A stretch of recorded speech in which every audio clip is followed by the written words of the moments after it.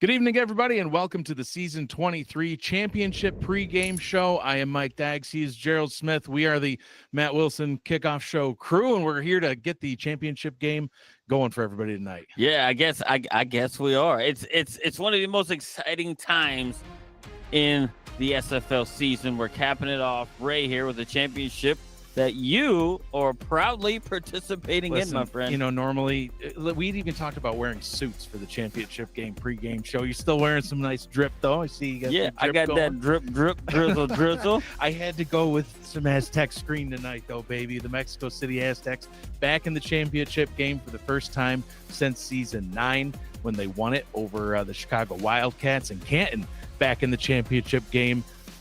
Back-to-back seasons. They were in it in season 22. They're back here in season 23. Season 23 already in the books. The season began all the way back on July 12th on a Friday in Houston, Texas, live at the SFL convention. Season began with the Chicago Warriors facing the defending champion Florida Storm. We'd also get our first look at Mexico City later on that night as they took on your Revs and got their first win of the season.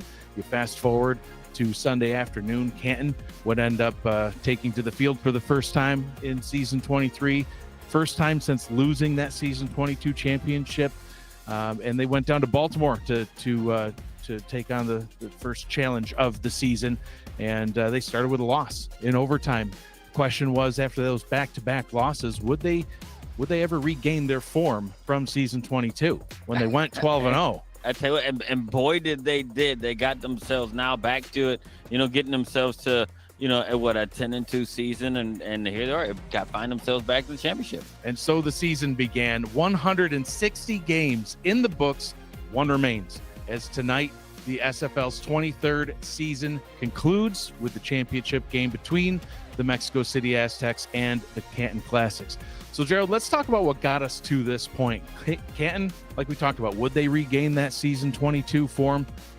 In the words of your analysis from the minor league game that we just did on Friday, yes. Yes.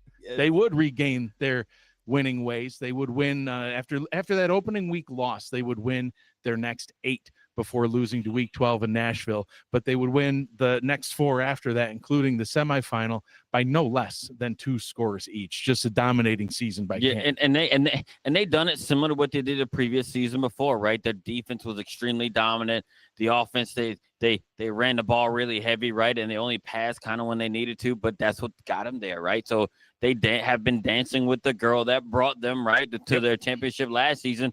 Brought it over this season. It was almost in a way just like kind of rinse and repeat, and here they are. They are repeating back to the championship game. Absolutely. Mexico City, they would start their season 4-2 like a few other teams did. They didn't, they were looking good, but they weren't looking like, oh yeah, they're going to the championship for sure.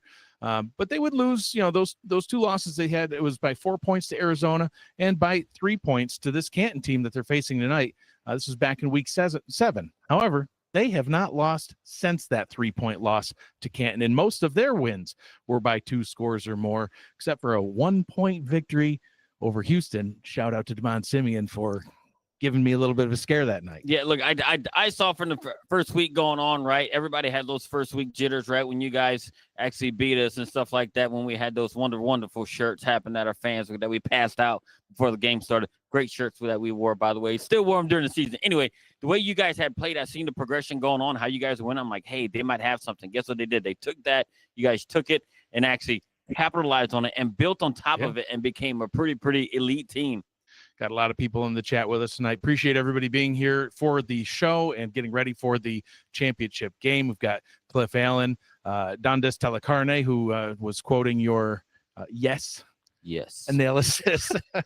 Matt Wilson's mother in the chat. Appreciate her always being there as well. Justin Reside, Jim Copeland Jr., Robert Henson. There were so many more that I've already seen that have already scrolled away, but appreciate everybody being here. So let's talk a little bit more about season 23 as we recap the season as a whole. There was plenty of other storylines. We had some new teams this season. Albuquerque, for example, they got to 7-5. So the newcomer getting 7-5 made the playoffs. How about Carolina also getting to 7-5?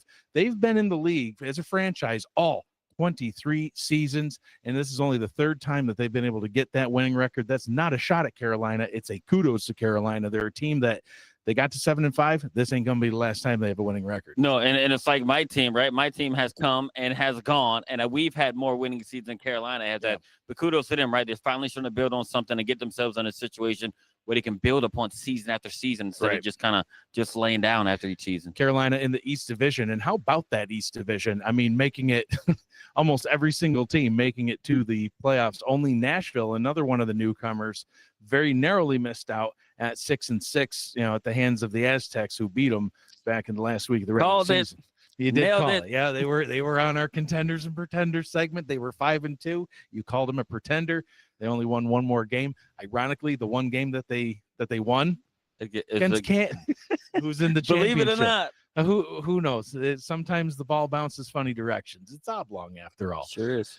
So listen, we've got some changes coming to season 24 as well. Something to, I guess, look forward to. Motor City, the Motor City V8s, they sold to Robert Thump. Robert's going to be moving that team out to the state of Washington. It's going to become the Washington Trident.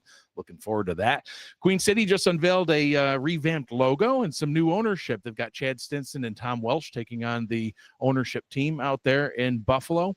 And Indianapolis also with some new ownership. Chad Rowland selling the team to Robert Cherry, and it will actually stay as the Indianapolis Ramblers, at least for season 24. And, of course, we've got Louisiana. Much to my dismay, the green two-legged horse has run off into the pasture. I don't know how he eats grass. So, he starts leaning forward to eat and just falls. Great balance. Great balance. Great balance. But Louisiana selling the team to Michael Irvine, who is bringing back the Oklahoma City Renegades brand. And the team records for OKC are actually getting transferred away from Arizona, who currently owns those team records, because Arizona took over that Oklahoma City franchise. But those Oklahoma City records going back to OKC, and Arizona will have kind of a clean slate from when they started and previous. And I know that's something that Eddie Gage was looking forward to, as he always would get mad when they say, well, yeah, they made it to the championship game in season 1 and lost. He goes, that wasn't me. So now we won't have to have that. You got to take all of it. That's the way I say. That's what I say too. You got to take all of it. But so a great season. There's so many different storylines I'd love to get into. There's not enough time for all that. But ultimately, it brought us all the way to the playoffs. We had Canton at the number 1 seed and Mexico City at the number 2 seed. The wild card round would come and go. The quarterfinals would come and go. And that brought us to the semifinals. And we had a couple of great semifinal games. It started off last week with a rematch from the season 22 championship. What better way to have a semifinal game than just go do a rematch from the season 22 game? We had Florida versus Canton. Canton would strike first with a touchdown, and then second they struck again and had a field goal. Florida would not get points on the board until a field goal late in the third quarter. Canton put up another touchdown and a field goal, and their stifling defense would not let Florida score again. They got the win in that one, 20-3. Yeah, and it was almost a mirror image of what they did to Florida early in the season when they beat Florida 20-0. They actually shut them out. Florida was very fortunate this time to put some points on the board, but they were just no match for the Canton team. Minnesota at Mexico City would close out the semifinal night. Minnesota would go 3-and-out on their opening drive. Mexico City went down the field and ended with a field goal. Minnesota tied it up later. Double M7 got a first score for the Legend and tied that back up. 44-yarder midway through the second quarter would give Minnesota their first lead of the evening. 10 plays, 80 yards, 3 minutes, 14 seconds later, we'd see our first touchdown of the night. Mexico City reclaimed their lead, punched it into the end zone. Pretty eventless third quarter until Double M7 kicked a 48-yarder, freaking guy, to as time expired, cutting into Mexico City's lead, now down by just 1 point. A couple more Mexico City field goals would put them up 16-9, only a minute 47 to go in regulation. Single timeout remaining for Minnesota. They put together a beautiful 77-yard drive, only took about a minute and a half, punched it in the end zone, tied it up. 22 seconds later, Mexico City was actually back in Minnesota territory, just too far for a field goal. Game went to overtime. Mexico City won the toss, moved the ball 62 yards into field goal range, kicked the game winner. I cried. It was ridiculous. Yes, it was so many emotions going in that game. Lead changes and everything else. Just when you think you had it in hand, guess what? They came back with that drive, tied it up, but you're able to kind of rebound. Y'all able to calm yourself down, go down there, not allow them to get the ball, get yourselves a game-winning field goal even though you threw a pass where you don't want to in certain situations, but you did it. It didn't result to anything bad. You kick the field goal, you win, and here you are. Congratulations. Thank you very much. All right. Good news for all of you who are sick of seeing us just standing up here for the entirety of every pregame show. You get to see some other people here tonight joining us for the championship game preview show. So coming up in a little bit, we've got the championship edition, Haynes Vision with Cameron Irvine and Charles Doherty as they break down some of the most critical components to each team's success. But first, Ashley Jackson caught up with Canton's Mike All and Andrew Gibson ahead of the big game. Let's see what they had to say. Welcome back to PGI, where I am joined with two more great friends. Also representing the Canton Classics here in the championship tonight. What's going on, gentlemen? How you doing? It's going good. Well. What's going on? Good. I know y'all excited about tonight, huh? Yeah, Definitely. Sure am. We're born ready. Heck yeah, I know. So I'm gonna quickly ask you this because I do have 3 specific questions I want to ask, but quickly for both of you, what does this championship, this possible championship win, mean for you as an individual? And I'm going to start with you first, Andrew. It means a lot to me. I've only been in the league for about, I think, 3 or 4 seasons now. And while we did come up short last year, it still means a ton to me. Like, I just want to, after last year, we obviously didn't pull off the undefeated season, but I just want to add to that ring case for sure in this league for sure. Awesome. Mike? It definitely means a lot to this team. We started out building the team with the intention of getting to the championship game and winning it. And while we did get to the championship game last season, we fell a little bit short. All credit to Mighty and Art for that last season. It definitely means a lot to us. Canton has a tradition of winning. Every professional football team that they've had there, from the original Bulldogs in the NFL to their Arena League team, they've all won championships. And we feel like now it's our turn. We got to go out there and we've got to get this done today. All right, then. So speaking of the journey to the championship, the Classics has made a remarkable run this season, hands down. So can you share some key moments or key points within the season that allows you to solidify this position in the championship? I think for me, the main sort of highlight of our season was beating Florida last round in the semifinals. But I think overall how we rebounded from our 2 losses at the beginning of the season, the one on the walk-off punt return, and also just in general, like how we rebounded from those close games and how we learned from that and says, okay, shrug it off. We'll get back at them next week. And just, we kind of kept that mentality of just like, keep going, keep fighting. And we stayed strong as a team. And I think that's, Mike can agree with me on this, that we're all closely connected. We know that one loss doesn't define us, even if, like, say, Scar Patterson struggles a game. We know how to bounce back from that, and we tell them all the time, like, hey, dude, shrug it off. Throwing 2 or 3 picks, it's not the biggest deal in the world, and we bounce back and learn from those mistakes and just keep going. Definitely, yeah. that Nashville game, that was a real wake up call for us. Things have been going real well up to that point, and all of a sudden we took this loss, and we were like, well, now what do we do? And we turned around, we went back to our basics, and did what we do, and got ourselves into the position we're in now. But just to show Scar that we hadn't lost any faith in him. We definitely put the ball in his hands last game against Florida to show him that he's still our quarterback. He's still one of the main leaders on our team, and we have nothing but faith in him. Love it. In regards to challenges against this Mexico City Aztecs team, We all know that they are, they've been around for a very long time. And how are you preparing to face such a well-established team?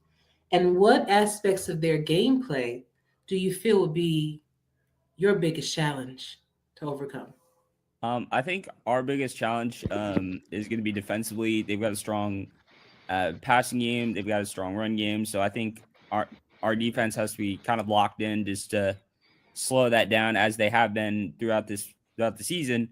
They've been doing well with shutting them down, and I think they're just going to have to keep it going. I think Mike can answer this question also more than me, but I think overall, from my perspective, it's just every aspect on defense. We have to be fundamentally sound. Yeah, definitely. We learned from our last game against them that they're strong on both sides of the ball. They're no joke, and that's why they're here. We have to focus on what we do better than what they do. They're really strong defensively, but we're good at finding those holes. We're good at finding those seams where our guys can get through. And they're there. They exist, but they're hard to find. We've got to do what we do, which is definitely put that pressure on their quarterback, stay tight to their receivers. Our defense is arguably the best in the league, and I believe in every single player on this team, whether it be offensively, defensively, or special teams, that we know what to do to get it done. And we definitely want to shut down that punting game, because Kale Barrett doesn't need to be getting big punts on us. Oh, okay. All right. Last question for you guys. As a relatively newer team to the SFL, how has the Canton Classics focused on building a culture of success? I think for us, it mainly starts with the fan base and just the strong sense of community we've started to develop in Canton. Like we have fans in the chat every game that are just basically like there for us. They're open to talk outside of games too, which I think is cool. And I think it's just that fundamental sense of community that we've all established, and also in the locker room as well. Just like talking with it outside of games, making sure everybody has a good day outside of our lives, outside the SFL. And I think it's just the fundamental sense of community that we've all developed as a team that has kind of put us in this spot where it's like this would mean a lot to us. Yeah, definitely. I built this team with people that I love, with people that I respect and I want to spend time with, and that's the key. You build a team out of good people, people that you enjoy spending time with. Everything else will fall into place. It's that time off the field that you spend more time doing. We're on the field for what, an hour and a half each week, maybe. Something like that, yeah. But we have 7 days of spending time together. So I want people that I love, people that I respect and appreciate, that I can spend time with and joke around with and say those weird things that I say from time to time too. I love it, man. Well, teamwork and having that camaraderie is very important. Canton Classics has always been a great example of that. I do wish you guys the best of luck tonight. And remember, winner of the game, actually, will be able to take over my SFL Night show. You give me your music choices, you give me any highlights you want me to show, and it'll be all about you, okay? Yeah, as long as I can keep Mike Daggs and Jeffrey Daggs off of there, we're good. Oh, all right then. Good luck, y'all. See you on the Thank you. field. Thank you.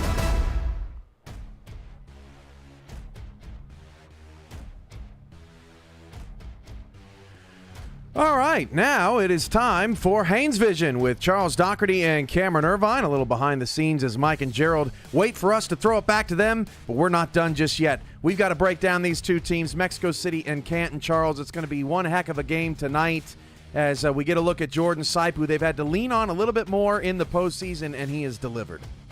Yeah, he definitely has, Cam, and the best thing to hear if you're an Aztecs fan is he's been stepping it up here late in the season. had some pretty good playoff games, and also last game of the season was pretty solid. So he's got a little momentum going into the championship game. He's got a lot of great targets to throw to. Jason Bartley, 592 yards and 4 touchdowns, was the biggest one to step up last week. But there are plenty on this squad, including Noe Terrasas. Definitely. No Terrasas. He's a great route runner. And when you throw the ball to him, he's got a great, reception rate to target to reception ratio. I mean, he's reliable, and he's the one you want to get to if you're in a clutch situation. Honus Adobe, 442 yards and 4 touchdowns himself, but throw it to the tight end, right, Charles? Bill Henry's their leader. Yeah, I think tonight I think the team that wins is going to have the best performance from their tight ends. I think it's crucial in these big matchups, and both teams, especially on the Mexico City side, they're loaded at the tight end position. And don't sleep on Devontae Richardson either. He's been coming on strong late, has only 12 catches, but he's been playing his best ball towards the end of the season. Ray Bentley, 942 yards and 9 touchdowns on the ground, is their bell cow. But similar to Bentley, Jacob Morrison has been stepping up too, Charles. Both of these backfields are terrific. Jacob Morrison, he gets the most of every touch he gets, which is what you need when you're relieving the Hall of Fame running back. And Bentley, he can be a power back. He can be an agile back as well. So many shades of Bentley. Buford Van Dam is in a lot of ways the secret weapon for the Mexico City Aztecs. Every once in a while, he'll have a big game. Let's go to the Aztec defense, and let's talk about John Fowler, 96 tackles, 27 TFLs. He's your leader up front, but Jeffrey Daggs is the head man in the secondary. The whole entire defense of Mexico City, especially Daggs back there in the backfield with Jackson, they are beasts. They are assassins. You want to keep the ball away from them, but they're also really good at coming up in the line and shutting down the run.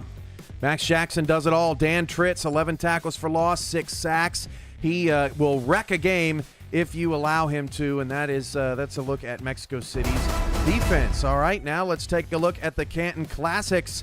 And their 12-2 record, of course, led by Scar Patterson. You heard Mike All in the interview, Charles, say, hey, we wanted to make sure that he had confidence going into the championship game, and his huge performance against Florida was a very positive sign for the Classics.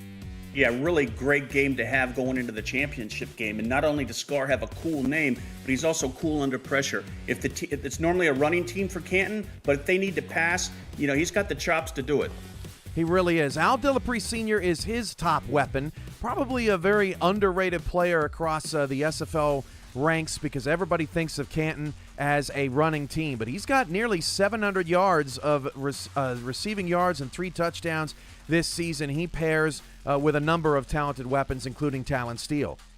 Yeah, Talon Steele and Dillapre, I think, are the linchpins from the receiving core. Not only the backs out of the backfield as well, but the thing about Scar is he spreads the ball around, and every one of those receivers, when they get targeted, they make the most out of it. Ryan Owens has been a contributor, but Bob Long, the last game against Florida, was massive. Only 14 catches the whole year, but he nearly doubled his yardage. In fact, he did double his yardage just in one game against Florida. But Logan Lee, that's what Canton is all about up front. He is the most talented back in the league. I'm not sure there's a question anymore. Yeah, definitely not a question. And he's really turned it on here late in the season. I mean, that's a scary thought. Great game last week. Last couple games, he's had very solid 100-plus running games. And, if I were the Mexico City defensive coordinator, I wouldn't have any sleep going into this game. Robert Johnson still averaging over 4 yards a carry, often gets overshadowed, but still had a very solid season. Let's go to Canton's defense, and they do it in a variety of ways. But Kevin Brackett may be a strong defensive player of the year candidate, Charles, when the awards come out next week. Oh, definitely. I mean, he is a beast. He's a beast in coverage and blitzing, but he's also one of the fastest players out there on the field. So you give him a gap, he's going to be in there before you have a chance to block him. Kanye Rockefeller in the secondary with 79 tackles. He's a heat-seeking missile back there, and they're not afraid to blitz him. Mark Gronix really stepped up as well as a linebacker, Charles. He really is all over the field. That whole linebacking core, Cam, for Canton is very aggressive. I mean, they do pass deflections, they do sacks. I mean, whatever it takes to take control of the game and put it in Canton's favor. Ron Haynes did an awesome job for us all season long. We appreciate all of his work. There's Mike All's stats as well, and we thank Andrew Gibson and Mike All for sitting down with Ashley Jackson as well for their pregame interview. We've got Mexico City's pregame interviews coming up next, Mike O'Neill and so much more. But for now, let's send it back to Mike and Gerald.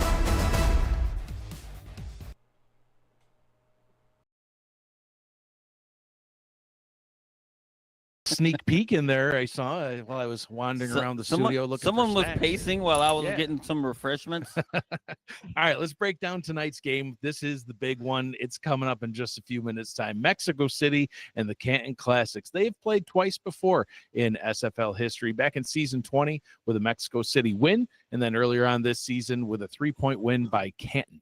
They are the number 1 and number 2 seeds in this season's playoffs. And there's a reason why. These teams account for several number 1 and number 2 categories. For Mexico City, number 1 in point differential, number 2 in points scored, number 2 in points allowed, number 1 in takeaways, number 1 in turnover differential. For Canton, can't leave them out. They're number 2 in point differential, number 1 in points allowed, number 1 in rush yards per game, number 1 in rush yards allowed per game, and number 1 in total yards allowed per game. Number 1 and number 2 across the board, of course, are the number 1 and number 2 seeds. These are powerhouse teams. They're going to take on the field tonight to win the season 23 championship. Gerald, how are each of these teams going to match up tonight? So look, Canton offensively, they have won in 2 different ways to get exactly where they are in the playoffs. The quarterfinals, guess what they did? They ran heavily with 291 yards on the ground versus their 98 yards in the passing game. The semifinals saw them flip that completely and turn it over. They threw for 304 yards passing and 69 yards rushing. They proved they can win either rushing or passing. But the concern with me is the quarterback score. Patterson threw 3 interceptions in the quarterfinal game and another 4 in the semifinal game last week. This is something they cannot repeat tonight, because if they end up repeating it, we know you guys how you are. You just notated number 1 in takeaways and number 1 in a turnover differential. So you turn it over a lot less than what you take it away. So, and I do believe what they need to do tonight to be the best this Mexico City defense is get their X factor tonight. The X factor player tonight for them is Logan Lee, and they can get him rolling like he was, because he had a bulk of almost, he had over 200 yards himself in the quarterfinal game. If they can do that again, I think it gives them the better chance to win. Charles Doherty, when he was doing the Haynes Vision breakdown, which, by the way, kudos to Ron Haynes. That's some really slick stuff that he puts together for us. If you've missed it on the Monday Night Spectacular shows, he's been doing it all season long. Looked fantastic tonight, too. But I heard Charles say that if he was the defensive coordinator for Mexico City, he wouldn't have been getting any sleep. I can confirm that Ramos Lynn, the defensive coordinator and head coach of the SX, got no sleep at all. I tried getting some sleep, but there wasn't a lot to be had. We did a lot of planning and trying to get things going. And I was getting messages from him at 3 a.m., 4 a.m., and that's what I'd wake up to. We'd get right back to it. Yeah, it's been a tough team to plan for. $5 super chat from Chris Delro. Thank you to Mike and Gerald for a great season of SFL pre-games. Good luck to both squads. Thank you very much. We'll be back for season 24 with some adjustments. So things we're looking forward to. Let's talk about Canton's defense. Dominant defense. I don't even know if that's a strong enough word, but they've been a dominant defense, all the way through the season. And they've only allowed 10 points in these playoffs and have forced their opponents to turn the ball over a lot. They pressured the quarterback. They got 7 sacks the last 2 games in the playoffs and forced 7 interceptions as well. So, and that's something that they've done all season. They kind of smother a team and takes away what they do best, right? And who leads that charge is going to be my X factor for their defense. Their X factor player on defense is going to be linebacker Kevin Brackett, because guess what? The Mexico City offensive line is going to have to account for him. Either they slide running backs to pick him up, or they put extra coverage over there. They have to watch where he's at just to make sure he's not blitzing, because when he blitz, he's the sack leader in the SFL. He's been dominant on the blitz. He can also cover the pass, so they're going to have to watch where he's at. That's their X factor on defense. Absolutely. All right. So Mexico City on offense been pretty balanced. Been able to score. Talk about that. Yeah, look, and they have just had offensively. They have had a knack for scoring when they need it. When you guys needed to go down, score, retake the lead, you were able to do it.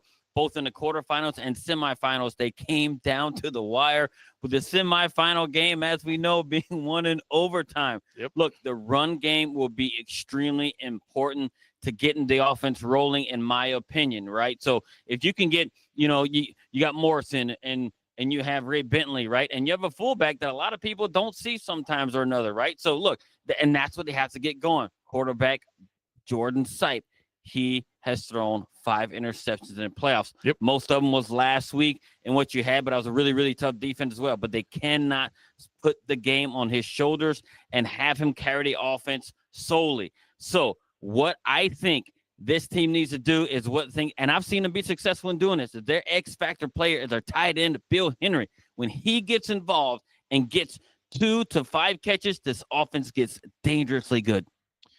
Couldn't agree more. Hashtag throw to the tight end was a little catchphrase that I coined because that's what I wanted to see the Aztecs do back when I played tight end for the Aztecs. Long since retired now, but Bill Henry and Devontae Richardson, 2 guys to watch out for sure. Defensively, let's talk about the defense throughout the regular season. Number 1 in takeaways in the playoffs, hasn't been quite the same. Yeah, and you guys only have 1 takeaway on defense in the playoffs, right? But the good thing is you guys have played very, very well, coming up, stopping, limiting the yards, right? And getting, your offense back the ball when needed. Yep. So, and that's the thing that you guys have done. I'm thinking, hey, look, maybe they're living by the turnover. Maybe they're dying by the turnovers. But you guys proved right here that you can play really, really good talent and win without taking the ball away. Even when you guys are in the negative right now in their turnover differential in the playoffs. So the front 7 will have to be ready to stop the run and force Canton to throw the ball to beat them. But the key is stopping the SFL's best rushing attack. So I do believe the best X-factor player on the defense for this Mexico City Aztec team will be linebacker John Fowler. Yes, sir. He's going to have to corral them and get in there because he has a knack. He leads the team in tackles for loss. He's going to have to play light in scrimmage, and he's going to have to look out for, Robert Johnson and Logan Lee and everything they're going to throw at. And he might even have the blitz in there sometime to bring Scar Patterson down. Yeah. So, and that's something that they're going to have to do to be successful. John Fowler is getting plenty of pick sixes in practice. I'd love to see it on game day. I had to grab my phone. There's super chats coming in, and they're scrolling away from our live chat monitoring. So Z Bull, who is Matt Wilson's mother, with the 1999 super chat. Thank you for all of the time, professionalism, and love of the SFL put into the Matt Wilson pregame show. Let's get it done. Ramos, Mike, and the Aztecs. Cam, thank you for bringing us the SFL, and I echo that particular sentiment. Matt loved his Bentley, 12/2/86. And Shravan Prasad with the $12 super chat. Mexico City, Mexico City, Mexico City. Yes, sir. Thank you very much for that. Couldn't agree Plenty more. of Mexico City. Hey, and listen, Christian Bonchagalupi in the chat. This wasn't a super chat, but he says you look good in Aztecs red, baby. I can't agree more. It's Does it match? it sure does. Hey, matches close enough to me. So, all right. Hey, we've made picks all season long, 46 of them, quite frankly. This will be pick number 47. Next season, I think maybe one of the adjustments. Oh, he also, I think, wanted to know if I was firing you, if that was the adjustment that we were making to next season. Oh, it's been talked about. Negotiations aren't going so well, but We'll see. So anyhow, so we made some picks. 46. I made a nice record of 29-17. You are 28-18. So I've got you by 1 game, and maybe you can tie it up tonight, or maybe you go with the Aztecs red that you're wearing there. We'll see. But last week we only picked the Minnesota Mexico City game because we were calling that Florida Canton game. I picked Mexico City because it's pretty apparent. Yeah, and you picked Mexico City because I guess you legitimately thought we would win, and we did. Sorry to give you a scare there. I'm not wrong that often. But, More times than I'd like. Only 18 times out of the season. Only 18. Only 18 one out more of time 46. than me. Yeah, one more than me. Yeah. You remember who won the picks battle last season? I have no idea. This guy. Anyway, all right. So Allegedly. only 1 game tonight. Mexico City at Canton. Who do you got? I think I am going with the team that I think it's just a season of destiny, how it's going from the beginning to the end.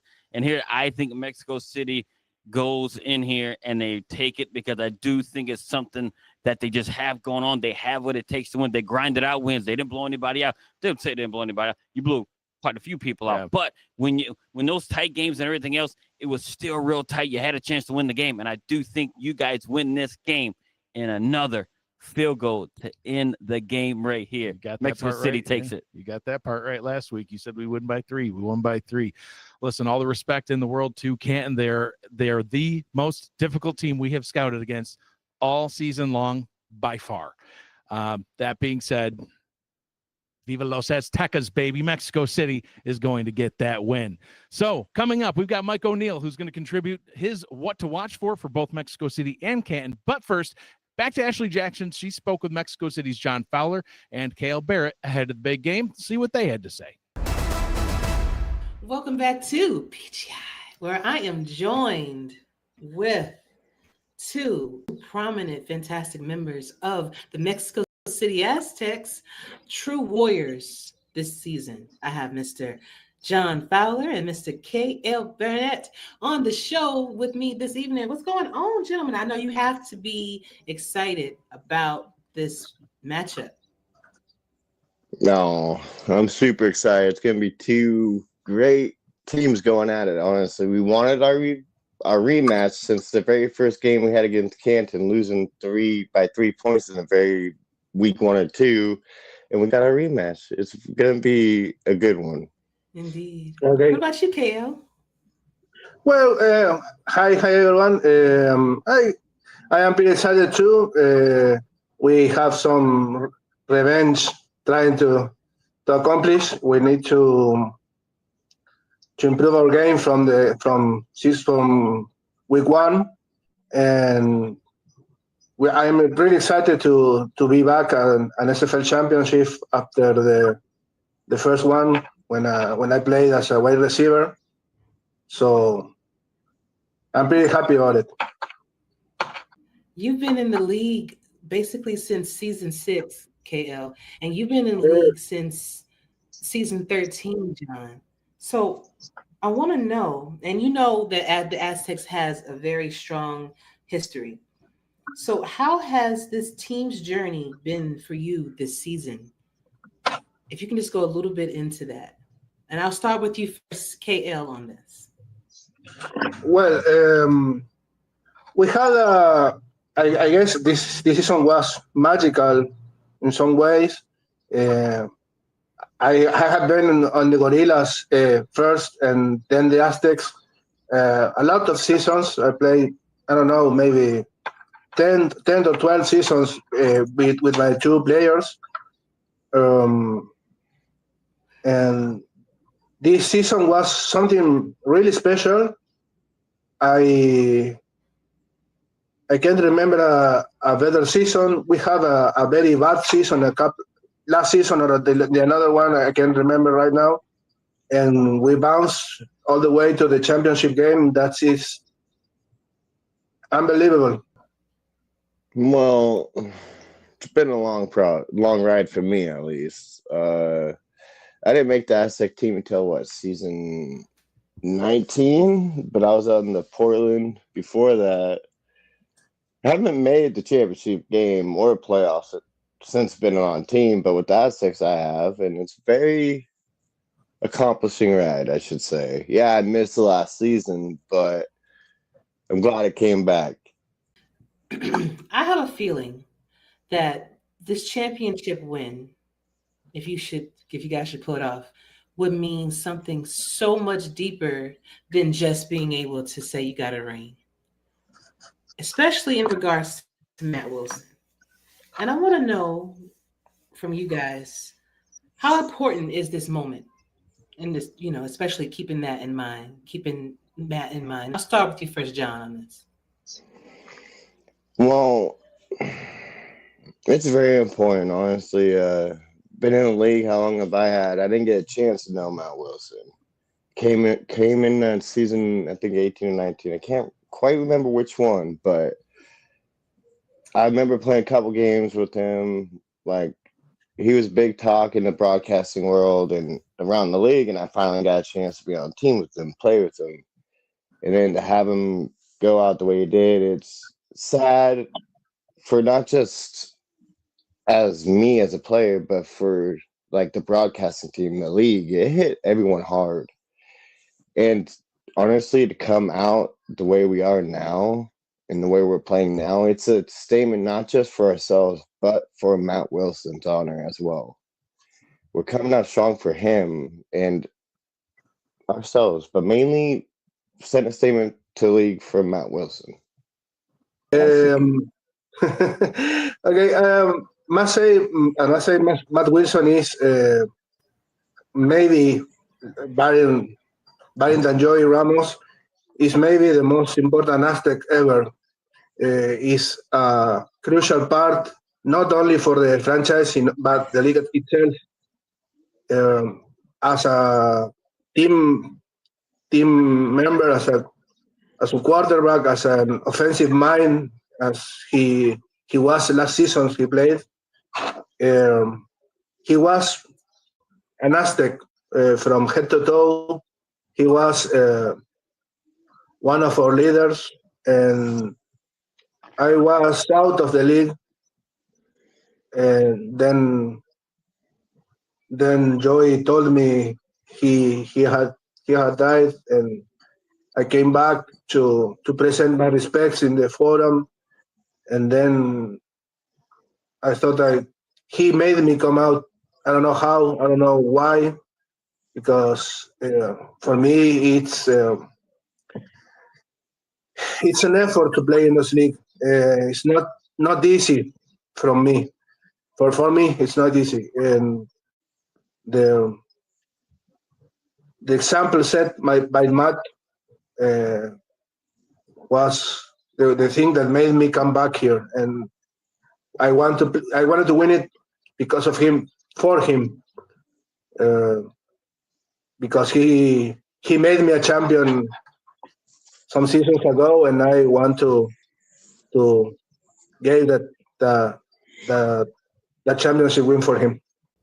I'll tell you what, you got Ramos over there on defense. You got Mike Dax over there running the offense. I believe that you're definitely going to give Canton a run for their money. So, y'all do your best out there. I'm going to watch it. And remember, whoever wins, you will have a spot on my SFL night show to celebrate with me. And I can't wait to see if it's going to be y'all. I'll do it.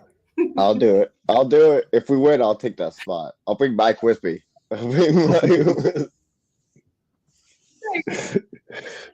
I'll drag him. I love it.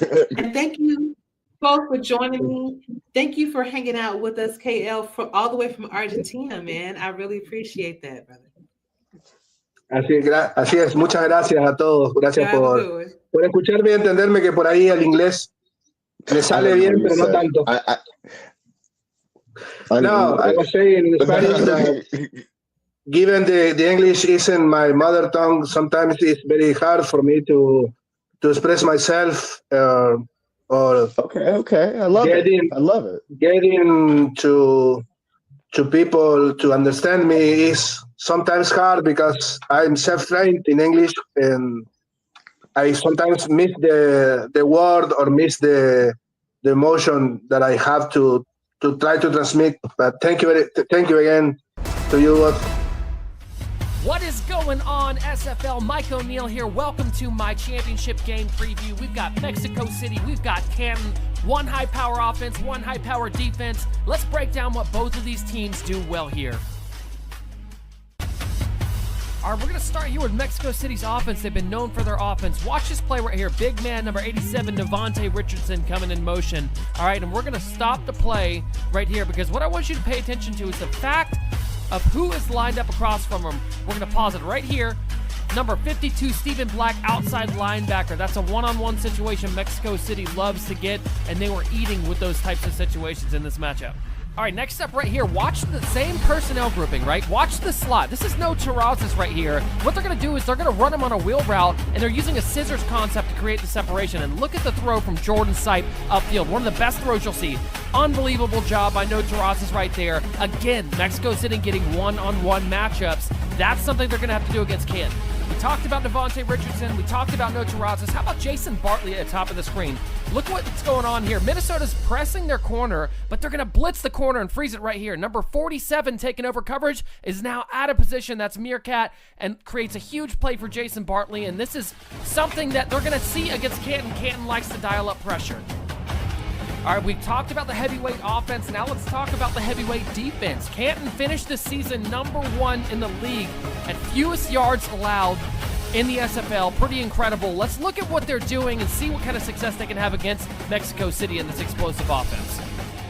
All right, so if you guys pay attention at the bottom of the line right here, just outside of it, you're going to see number 48. That's Kanye Rockefeller, the free safety. He's going to go completely untouched here to get to Ron Cochran. He doesn't get the sack, but it does disrupt the pass, and that's what Canton's really good at. We're going to call this next one the Canton Special, and this one could give Mexico City a lot of trouble. They love to run this 4-man front with the standing defensive end. You never know if he's going to drop back or rush. Watch what he does here. He drops back. The linebacker comes in completely untouched, gets the sack. That's huge. Mexico City's got to be ready for that.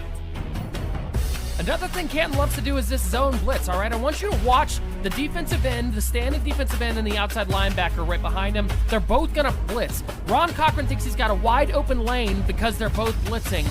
And look at this. Linebacker drops into coverage, doesn't even see him, gets the interception. It's going to be huge if Canton can do this against Mexico City. That's going to do it for your breakdown. I wanted to give you guys a couple things to watch for. As always, good luck to both teams out on the field. This is the pinnacle of the SFL season. Mexico City, Canton, congratulations to both your organizations. Good luck out on the field, and we'll see you guys out there. Thanks, Mike O'Neill, for that great breakdown, and thank you, Ashley, for doing those interviews. It was really great to see K.L. Barrett and John Fowler. I know Mike All in his interview said that he was concerned about seeing K.L. Barrett punting all over him. So listen, I hope that's the only time you see K.L. Barrett. And that's all the thing. long. Like I can just imagine that, you know, what Mike All was doing, sitting in his chair back in the box at the stadium, seeing K.L. Barrett on the television. He's like, oh my God, he's in my face. He's everywhere. He's in my dreams. Yeah. He's in his head. He's in his head. I hope you never see him punt once, but hey, we'll see. Listen, everybody, thank you, everybody, for tuning in to our show all season long, and especially tonight. It all comes down to this. We've got Mexico City and Canton just minutes away. Gerald, thank you for being part of the show again for the second season. I'm looking forward to the third season and beyond. This is a regular feature that's going to be here till Cam cancels her show, I guess. So, hey, we'll see. Kickoff, 8:15 p.m. Eastern tonight. We're going to now send it over to our halftime and post-game crew of Tyler Falk and Mike St. Green. They'll give their thoughts on the game and their predictions. That'll lead us right into kickoff. I'm going to go have a panic attack, and we will see you all later.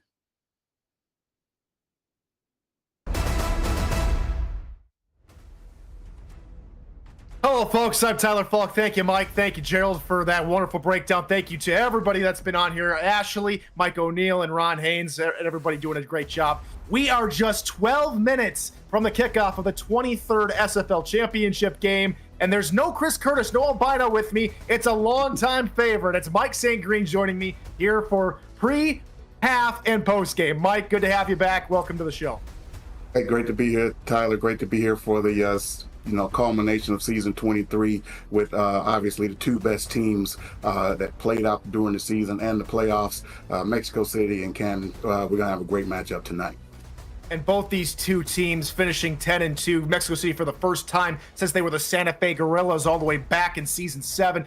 Canton on a resurgence, on an absolute tear here in their last couple of seasons. Only been in the league. This is now only their fifth season in the league. Have really done a great job of building their program and building a culture and really cultivating these types of appearances. Second straight championship appearance for the Canton Classics for Mexico City. The last time they won multiple playoff games, they went 3-0 and won their only championship game in season 9. And so, Mike St. Green, tonight is all about legacy. For Mexico City, you could say they're kind of like the Kansas City Chiefs right before Patrick Mahomes came in and won a whole bunch of titles now for the Chiefs. They hadn't won since the second Super Bowl. And so it's kind of that resurgence of form possibly for Mexico City here tonight. Meanwhile, for the Canton Classics, it just seems like they have a very volatile, very outspoken fan base, a very diehard fan base. And of course, if you're not from Canton, you're usually, and especially with what's happened in recent memory, you're usually not a whole lot on board with the Canton Classics. They kind of feel like the Dallas Cowboys. You gotta maybe we're gonna say how about them Classics after this one? But Mike, break this one down here for me. Which legacy is more on the line here tonight? Well, let me start with Canton. And I don't, because as you mentioned, only 5 seasons in the league, it's hard for me to say if they win this ball game tonight that, this is a legacy. That would be a stretch for a team only 5 seasons in the league. And, of course, they're making their second championship game appearance. But what I will say, this team and organization has been great from their inception into this league. Win tonight, I feel like will give them validation as to say, hey, we're doing things the right way. And, we're the team to now be reckoned with moving forward in the SFL. Now, if we're going to talk about legacy, Mexico City with a win tonight, this will add to their legacy. They've been around a long time. I think about a guy like Ray Bentley that played in the season 9 championship game and won the championship there with them many seasons ago. And one interesting fact that I found out in researching and looking back at that game, we have 2 participants that were opposite from that game when they played Chicago. Kanye Rockefeller, who's on the Canton roster, he's they're participating opposite in the championship game for the second time against one another. So I found that very interesting over that course of time. But a win tonight, the Mexico City Aztec legacy is very secure. Thank you, Mike. All right, let's get to some game picks here. And by game picks, we got one to pick from. We have the Aztecs and the Classics. 2 great teams, 2 great run organizations, 2 stellar offenses with a very solidified game plan and identity, 2 defenses that will not allow too many points. So for those of you expecting one of these new school spread offense, crazy score lines, Big 12 football-esque, you've come to the wrong place. You're going to see some old school smash mouth football, at least in my opinion. We'll get to my pick here in a second. Mike, I want yours. Who do you have here tonight and by how much? Jack's data, they have Canton Classics as a 4.5 point favorite in this game. Their over-under is 37.5. So, they're predicting a low-scoring game as well. And I'm going to roll with Jack's data on that one. I feel like it's going to be a low-scoring game, but I do think the difference in this game tonight, Tyler, is going to be the offense of Mexico City. I think they have a better passing game. They really put that on display in the playoffs, averaging over 250 yards a game passing in the playoffs thus far, and I really think that's going to be the difference. Jason Bartley, I think is going to be able to make plays tonight, and then John Fowler on defense. He's been a terror for Mexico City all season long. 27 tackles for loss and throwing a couple of interceptions as well. I just look for them to control the defensive side of the ball and make bigger plays on offense. So I'm going with Mexico City in this one. Relatively low scoring, but maybe not as low scoring as some would think. Maybe 17-13 Mexico City. Okay. You were here last year. Canton and Florida. Those who might remember, I picked the exact same scoreline, 20-17 on walk-off field goal. I'm not going to try and do that again this year. However, there is a team here that was here last season that lost by 3 points, that had one mistake that cost them the game. They're back here. They've played the Aztecs before. They beat them 10-7 by a field goal. They have improved. They haven't gone 12-0 like they did last season, but they have played tough. They have played hard, and they're going to do so again tonight. Now, we looked a little bit. Haynes Vision perfectly said it. The rushing numbers have gone up while the passing numbers have gone below 100. They don't need to pass to win. They are going to suffocate Mexico City. It's going to be even tighter than a field goal. I am going 12-10 Classics. No touchdowns for Canton, all field goals, and that is the only difference between Canton and Mexico City in the season 23 championship game. And so, we are 5 minutes, a little bit of more than 5 minutes from kickoff. It's going to be a fun game regardless who wins. Good luck to Mexico City. Good luck to Canton. Mike and I will see you at halftime. Until then, stay tuned. SFL Championship football coming your way.